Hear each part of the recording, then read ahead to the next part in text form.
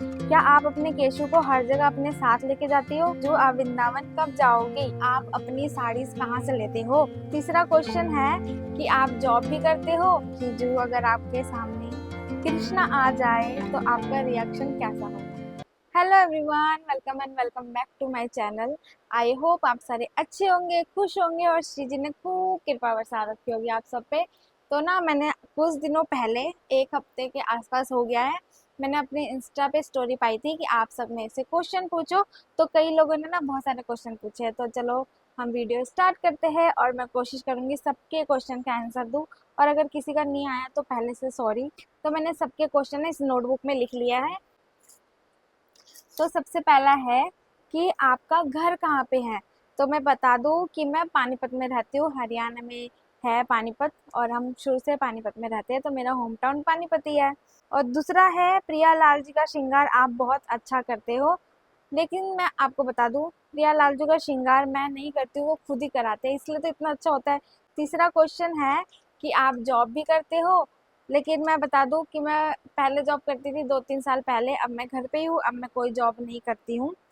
तो चौथा किसी ने पूछा है मेरे से, आपने अपने ठाकुर जी किधर से लिए हैं, हमें भी सेवा मिल सकती है क्या? देखो सखी जो, हम ठाकुर जी को नहीं लाते, वो खुद ही हमारे पास आते हैं। तो आप अपना भाव ऐसा बनाओ, ठाकुर जी से इतना प्रेम करो कि वो खुद ही आपके पास आ जाए। आपको किसी से पूछने की जरूरत ही नहीं पड़ेगी कि आपके ठाकुर जी कहाँ से आए, कितने के लिए। कोई जरूरत नहीं किसी से कुछ पूछने की। जब आप उनकी मन से, भाव से, प्रेम से सेवा करोगे ना, वो खुद ही अपने आप आपके पास आ जाएंगे और आपको सेवा भी प्रदान करेंगे वो। और सिक्स्थ क्वेश्चन है कि आप अपनी साड़ीज कहाँ से लेते हो? तो मैं आपको बता दूं, मैं अपनी साड़ी मीशो से लेती हूँ, या तो फिर नानी माँ के घर से आ जाती है साड़ियाँ, नानी माँ से या मामा से मंगा लेती हूँ बस। और तो मैं मार्केट, यहाँ मार्केट से कहीं से नहीं लेती साड़ी। और किसी ने पूछा है कि आपकी सेवा की दिनचर्या क्या है? तो डेली तो सेम नहीं रहता। मैं आपको सच्ची बता दूं, कभी जल्दी उठ जाते हैं ये, कभी लेट उठते हैं। तो उठने के बाद जो सेवा होती है वो कंटिन्यू जो डेली का रहता है वही होता है। तो सबसे पहले ठाकुर जी उठते हैं, फिर सबसे पहले इनको भोग पवाते हैं। भोग पाने के बाद ये स्नान वगैरह करते हैं, फिर रेडी शेडी होके बैठ जाते हैं, फिर आरती पूजा हो जाती है। फिर उसके बाद दोपहर हो जाता है, तब तक 1 बजे इनका लंच का टाइम है। तो ये लंच करने के बाद थोड़ी देर आराम करते हैं, फिर शाम को उठ जाते हैं। फिर शाम को फिर जोत बत्ती होती है। शाम के टाइम पे जो इनकी हैवी पोशाक होती है वो उतार के इनको नाइट ड्रेस पहना देते हैं।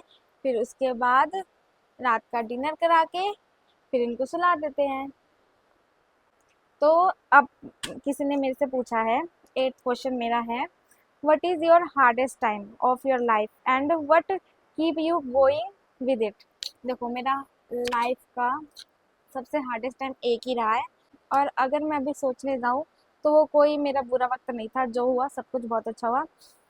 कि जब मेरे पेरेंट्स अलग हो गए थे, मेरी मम्मी अलग हो गई थी, मेरे पापा अलग होते हो गए थे, मेरी मम्मी ने अलग शादी कर ली, मेरे पापा ने संन्यास ले लिया। तो वो वाला टाइम मेरे लिए थोड़ा सा था खराब। मैं सच्ची कहूँ, अब मुझे रियलाइज होता है कि श्री जी ने जो किया था बिल्कुल अच्छा किया था। किसी ने मेरे से पूछा है, राधे राधे, क्या आप अपने केशु को हर जगह अपने साथ लेके जाती हो? तो मैं सच्ची बताऊं, जब से केशु आया है वो मुझे कहीं जाने ही नहीं देता। एक आधी बार मैं गई हूँ इसको छोड़ के, लेकिन जाती हूँ 10 दिन के लिए, 12 दिन के लिए, 2 या 3 दिन में घर वापस आ जाती हूँ। जैसे तैसे मुझे बुला ही लेता है घर पे। बस एक बार ये मेरे साथ वृंदावन गया था। हाँ, एक बार ये मेरे साथ वृंदावन और बरसाना गया। और बाकी जब यहाँ आसपास कथा वगैरह होती है तो मेरे साथ ये चल लेता है। अदरवाइज तो ना ये खुद कहीं जाते हैं ना मुझे कहीं जाने देते हैं।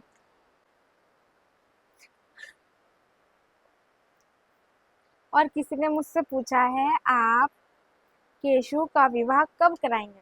तो मैं आपको साची बताऊं, केशु अभी सिर्फ 2 साल का भी नहीं हुआ, आपको पता है? अब वो जुलाई में 2 साल का होगा, तो थोड़ा सा बड़ा तो हो जाने दो मेरे लाला को। अब अपने आप खाना खाए, अपने आप अपनी सब कुछ कर ले, जब उसको मैया की इतनी जरूरत ना पड़े। ये मेरे को कहीं जाने दे, अकेले घर पे रहना सीखने दो। अभी तो इसको कुछ भी नहीं आता, अकेले घर पे रहता भी नहीं है। थोड़ा सा केशु को बड़ा होने दो, उसके बाद केशु की शादी कराएंगे हम लोग धूमधाम से। श्री जी आएगी हमारे घर पे, है ना? तो किसी ने मुझसे पूछा है, आप सेवा कैसे करते हो, कुछ टिप्स दे दो। मैं आपको क्या बताऊं, टिप्स कैसे दे दूं? सेवा में कोई टिप्स नहीं होता, सेवा में सिर्फ भाव होता है। तो आप भाव से सेवा करो, चाहे जैसे करो, ठाकुर जी को वही स्वीकार है। खूब प्रेम, खूब भाव से सेवा करो। सेवा के लिए कोई टिप्स नहीं होता, टिप्स तो संसारी चीज़ों के लिए होता है, सेवा के लिए नहीं। तो किसी ने मुझसे पूछा है केशु की कोई नटखट सी स्टोरी। तो वैसे तो मैं अपनी और अपने केशु की बात किसी को नहीं बताती हूँ, चाहे कोई भी बात हो, अपनी बातें मैं हम दोनों के बीच में रखती हूँ। बट थोड़े दिन पहले की एक बात बता देती हूँ आपको। तो ना थोड़े पता नहीं क्या हुआ था, मेरे को ना बहुत नींद आ रही थी, सुबह की सेवा करने के बाद मैं सो गई। तो ना मैंने इनका लंच का टाइम फिक्स कर रखा है कि मैं 1 बजे इनको भोग लगाती हूँ, ठीक है, लंच वाला। और सुबह का भी टाइम फिक्स है, 8 बजे, 10 बजे, फिर उसके बाद 1 बजे, फिर शाम का, फिर रात का। तो टाइम के हिसाब से भोग लगता है इनको। तो मैं सो गई यहीं पे। तो सोने के बाद क्या हुआ, 1 बज गया, मैं सोई पड़ी हूँ। तो आपको पता है मेरे को क्या सपना आया, मैं सोई पड़ी हूँ और ना 2-3 बच्चे पूरे टेबल पे उन्होंने उधम मचा दिया है, चीज खा रहे हैं, पैकेट में से चीज निकाल निकाल के खा रहे हैं। तो मेरा भाई बैठा हुआ, मैंने कहा गोलू ये मंदिर में इतना गंद किसने मचा रखा है, चीज ही चीज कर रखा है चारों तरफ, जबकि वो घर पे नहीं था, वैसे सपने की बात बता रही हूँ। तो ना एक बच्चा बीच में बैठ के ऐसे चीज लेके ऐसे खा रहा है। मैंने ना उसको यहाँ से पकड़ के गोद में उठाने गई और उसने ना मुझे ऐसे पलट के देखा, इतनी सुंदर उनकी आईज, मतलब बिल्कुल ब्राउन ब्राउन, एकदम पुतले की तरह आंखें और बिल्कुल गोरा सा चेहरा। मैंने बस इतना चेहरा देखा सपने में। फिर ना मैं उठ गई, फिर मेरी नींद खुल गई, फिर मैंने टाइम देखा, ओहो 1:30 बज रहे, इनको तो भोग लगाना है। तो यही नटखट आए थे, भोग लगाओ, उठ जाओ, खाना खिला दो। तो किसी ने मुझसे पूछा है सखीजू आप विवाह करोगे या कृष्ण सेवा में समर्पित रहोगे। तो मैं आपको बता दूं, मेरे को विवाह तो वैसे करना नहीं है, बट मैंने अपने केशु को बोल रखा है अगर आपको पापा चाहिए तो आप मेरी शादी करा देना, उसमें कोई बड़ी बात नहीं है। बट ये है कि मैं अगर संसार में रहूं तो भी ठाकुर जी क्यों, और संसार में ना रहूं, मतलब इन्होंने अगर मुझे कहीं वैरागी रोगी बना दिया तो भी हम कृष्ण में हैं। तो ठाकुर जी किसी भी सिचुएशन में रखे, विवाह करा दे ना कराए, इनकी इच्छा है, बट समर्पित तो हम हमेशा ही रहेंगे। और इन सब चीज़ों में ना श्री जी की बहुत कृपा चाहिए होती है, अगर वो कृपा करेंगी ना तो विवाह के बाद भी वो हमें ऐसे ही रखेंगी और विवाह से पहले भी वो हमें ऐसे ही रखेंगी। और उनको तो हमसे ज़्यादा पता है ना हमारे लिए क्या बेटर है, तो वो वही तो करेंगे ना जो हमारे लिए अच्छा है। तो किसी ने मुझसे पूछा है आप मंदिर के डेकोरेशन का सामान कहाँ से खरीदती हो। ऑलमोस्ट चीज़ें मैं मीशो से लेती हूँ, और बाकी जो मुझे मीशो से नहीं मिलता वो मैं लोकल मार्केट से ले आती हूँ। और जैसे पर्दा वगैरह होता है वो तो मैं मीशो से साड़ी वगैरह मंगा के उसको कट करके बना लेती हूँ। और फ्लावर वगैरह मैं यहीं से ऑफलाइन ले लेती हूँ। बाकी जो मंदिर में हम कपड़ा आसन वासन बिछाते हैं, गद्दा बनाती हूँ मैं इनका, वो सारा कपड़ा मैं यहीं से ऑफलाइन खरीद लेती हूँ। किसी ने मुझसे पूछा है कि आप भक्ति मार्ग में कब से हो और कैसे आए हो।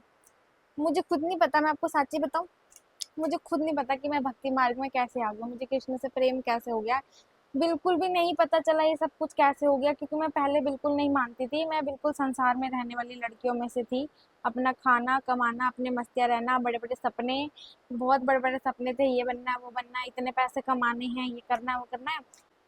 एक दिन पता है क्या हुआ, घर पे ना कोई था नहीं, तो सेवा इन्होंने मेरे हाथ में दे दी कि तू कर लियो, मैंने कहा ठीक है। तो ऐसे सेवा करते करते फोन में कथा चला ली, कथा चलाते चला के सुनते सुनते सेवा करते करते अपने आप भाव आने लग गया, फिर मैंने और कथा सुनना स्टार्ट किया, और कथा सुनना स्टार्ट किया, फिर तो ठाकुर जी से प्रेम ही हो गया। फिर ठाकुर जी ने वृंदावन बुलाया, फिर वहाँ पे बिहार जी के दर्शन हो गए, फिर हम वृंदावन के ही हो गए, फिर हम संसार के नहीं रहे। बस ऐसे ही इन्होंने कृपा कर दी अपने आप ही। और मैं कब से हूँ भक्ति मार्ग में, मैं आपको बता दूँ 3-4 साल हुए होंगे मुश्किल से, इससे ज़्यादा नहीं हुआ। किसी ने मुझसे पूछा केशव कितने साल का हो गया है, तो केशव जुलाई में 2 साल का हो जाएगा। तो किसी ने मुझसे पूछा है शकीजू आप वृंदावन कब जाओगी। तो मेरे बस में तो है नहीं, वृंदावन तो खुद ही बुलाएंगे ना, तो जब वो बुलाएंगे तब हम जाएंगे। तो किसी ने मुझसे पूछा है आपको किस प्रकार का भोजन पसंद है।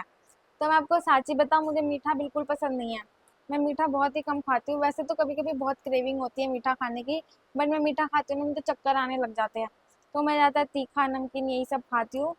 खाती क्या हूँ, घर का ही खाना खाती हूँ, और अगर कुछ खाने की इच्छा होती है तो घर पे बना के पाल लेते हैं। वैसे मेरा ऐसा कुछ नहीं है कि मेरा फेवरेट है वो मेरा फेवरेट है, मैं कुछ भी पा लेती हूँ। किसी ने मुझसे पूछा है दीदी आप इस अधिकतम मास में कौन से दिन में कौन सा फेस्टिवल सेलिब्रेट कर रहे हो और क्या शेड्यूल है बता दीजिए। तो सखीजू मैं डेली जैसे इनकी सेवा करती हूँ ना, मैं वैसे ही सेवा करती हूँ।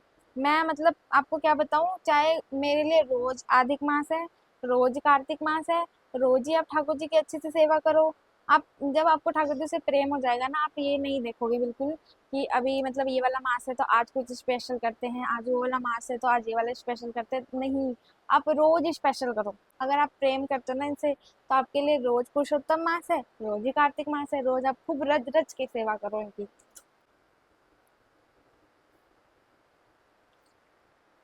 तो किसी ने मुझसे पूछा है, सखी जू अगर आपके सामने कृष्णा आ जाए तो आपका रिएक्शन कैसा होगा? तो इसमें हम आपको क्या जवाब दे बताओ? अगर वो हमारे सामने आ जाएंगे तो हम क्या रिएक्शन देने लायक रहेंगे? बताओ। बिल्कुल भी नहीं रह सकते हम रिएक्शन देने लायक। जब वो सामने आएंगे तो हमारे, मुझे तो लगता है मेरा शरीर यहाँ रह जाएगा, आत्मा से बाहर निकल के चली जाएगी उनके पास। और कभी कभी तो ऐसा लगता है कैसे दिखते होंगे। कभी कभी मैं भी सोचती हूँ जब वो हमारे सामने आएंगे तो हमें कैसा लगेगा, है ना? कैसे मतलब वो सच्ची में कैसे पीली पीताम्बर में आएंगे, कैसी उनकी हाइट होगी, किस रूप में आएंगे। कभी कभी तो मैं भी सोचती हूँ, बट सच्ची बोलूँ रिएक्शन देने लायक हम बिल्कुल भी नहीं रहेंगे। हम तो बिल्कुल ही सुध बुध खो देंगे, बिल्कुल ही। और इसके अलावा मेरे से एक और क्वेश्चन किसी ने पूछा है। ये जिसने भी ये क्वेश्चन मुझसे पूछा है, ये मेरे स्कूल में मेरे साथ ही पढ़ते थे। क्या अभी भी दोस्त है हम या नहीं?